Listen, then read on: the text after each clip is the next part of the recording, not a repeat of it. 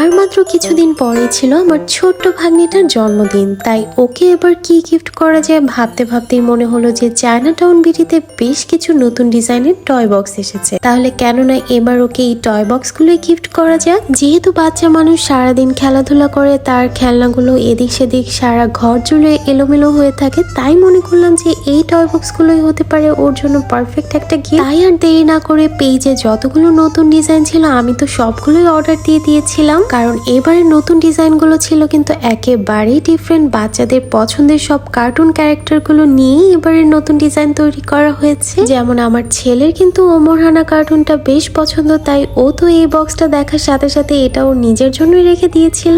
Colourful attractive design আর পছন্দের cartoon ক্যারেক্টারের এই টয় বক্সগুলোর size 14 inch by 11.5 inch. Japanese nylon fabric দিয়ে এই বক্সগুলো তৈরি করা হয়েছে আর ভেতরে ব্যবহার করা হয়েছে ফাইবার ও ফোম। আর এই বক্সগুলোর ক্যাপাসিটি কিন্তু প্রায় 30 কেজির মতো। এবারের টয় বক্সগুলো বাচ্চাদের পছন্দের কার্টুন ক্যারেক্টার হয়, বাচ্চারা নিজেরাই কিন্তু তাদের খেলনা গুছিয়ে একদম পরিপাটি করে রাখতে পারবে। এই যে পিঙ্ক কালারের হ্যালো কিটি টয় বক্সটা আমি আমার ভাগ্নিকে দিয়েছিলাম যাতে করে ও ওর টয়গুলো গুছিয়ে রাখতে পারে, আর কোকোমেলনের এই বক্সটা রেখেছিলাম আমি আমার ছেলের জন্য ওর গাড়িগুলো গুছিয়ে রাখার জন্য। এছাড়াও বাচ্চাদের বই খাতা কালার পেন্সিল গুছিয়ে রাখার জন্য এই বক্সগুলো কিন্তু খুবই হেল্পফুল। অগোছালো খেলনাগুলো গুছিয়ে রাখার পর ঘরের এক কোণে বক্সগুলো রেখে দিলে কিন্তু দেখতেও বেশ ভালো লাগে। আমার মতো আপনারাও যদি বাচ্চাদের জন্য এই টয় বক্সগুলো নিতে চান তাহলে চায়নাটাউন বিটি পেজে ইনবক্স করুন।